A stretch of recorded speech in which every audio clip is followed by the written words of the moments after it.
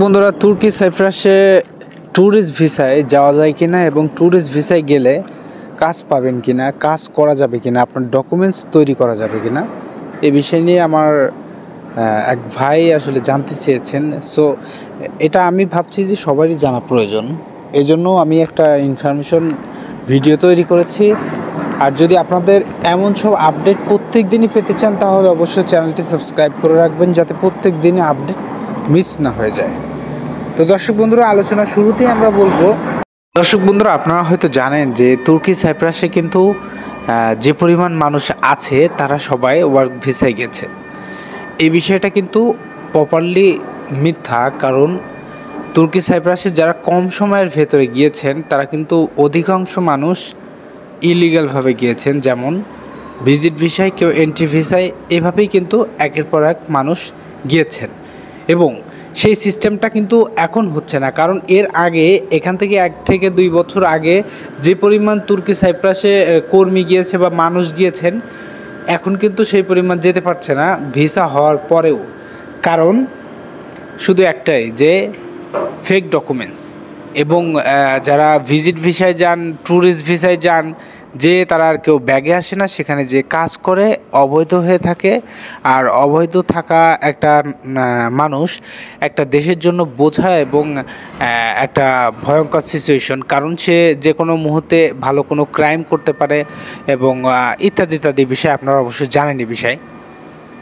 So দর্শক বন্ধুরা, আমরা আলোচনায় বলবো যে তুর্কি সাইপ্রাসে আপনি যদি ভিজিট ভিসায় যেতে পারেন, এখন যাওয়াটা অনেক হার্ড বিষয়, কারণ দুবাই ভিসা দিচ্ছে না। আর আপনি যদি আপনার সাইপ্রাসের ভিসা থাকে, আপনার যদি লিগ্যাল পারপাস না থাকে, যেমন আপনার পাসপোর্টে যদি আরও কয়েকটা দেশের ভিজিট হিস্টোরি না থাকে, আপনার যদি অ্যামাউন্ট ভালো না থাকে, ডকুমেন্টসের যদি কোনো সমস্যা হয়, আপনাকে 100% ব্যাক করে দেবে।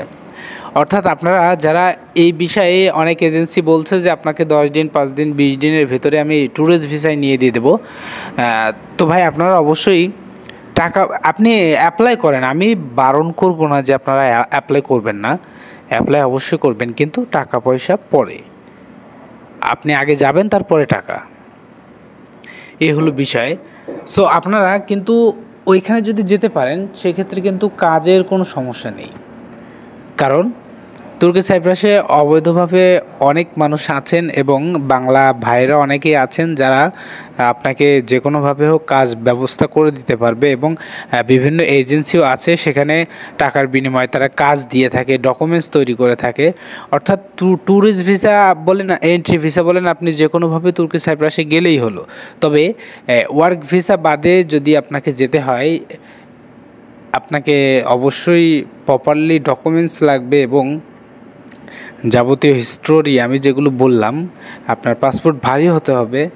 এরপরে যদি কন্ট্রাক্টের মাধ্যমে পাঠাতে হয়, তাহলে কিন্তু দুবাই ছাড়া আর কোনো কান্ট্রি থেকে সম্ভব না। আর দুবাই জানেন যে ভিসা চালু করেছে, কিন্তু ভিসা বাংলাদেশিদের জন্য কিন্তু এখনও অ্যাভেলেবেল হয়নি। অর্থাৎ আপনারা এই বিষয়টা মাথায় রেখে তারপরে কাজ করবেন যে আপনাকে কোন ভিসায় যাওয়া প্রয়োজন। কারণ অনেকে আছে আমাদের বাংলাদেশি ভাইয়েরা, যারা ঋণগ্রস্ত হয়ে বাইরে যেতে চায়। আপনারা এই সব ফাঁদে পা দিবেন না যদি ঋণ করে যান। আর আপনি যদি ফ্রি থাকেন, আপনাকে যদি ফ্রিতেই নেওয়ার চেষ্টা করে যে আপনি পৌঁছানোর পরে টাকা, সেক্ষেত্রে আমি কিছু বলবো না,